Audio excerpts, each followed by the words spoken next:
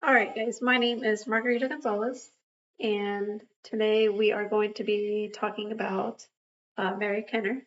The websites that I'm going to be using are Dom website, and it's by Alec Mills, and it was published October 17th of 2020. I will also be using another website called Unique Coloring, and it's by Daniel J. Middleton. Today we're going to be talking about Mary Kenner. She was an African period pioneer and a self-taught inventor. Um, for those that don't know what a period pioneer, it was someone that has made like innovations to menstrual hygiene products and fought for women's rights. I think that as girls, even men, we don't really stop and think about how menstrual cycles or menstrual products have evolved over time, and we don't stop and think about who invented them or like where they've come from. I do have a picture to show you of Mary Kenner's invention. It was called the Hoosier Sanitary Belt, and it is right here.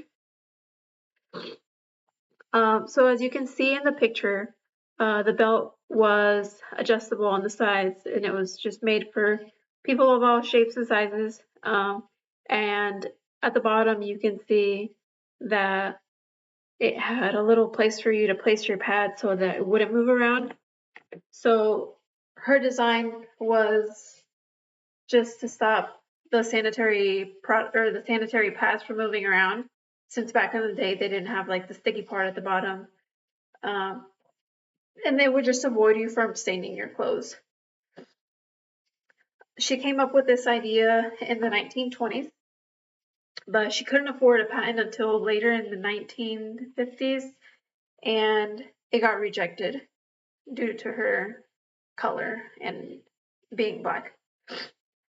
She quoted, and this quote I got from one of the articles that I mentioned in the first. She quotes, "One day I was contacted by a company that expressed an interest in marketing my idea. I was so jubilant, she said, I saw houses, cars, and everything about to come my way. A company rep drove to Kenner's house in Washington to meet with their prospective client.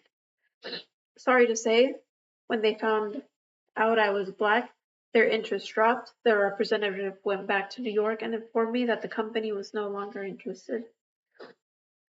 So in this video, or in this article, she was obviously racially discriminated, and they didn't want her product just because she was black. And there was a lot of stuff going on with women's rights at the time too, so that played a big role in it, but mainly because she was black.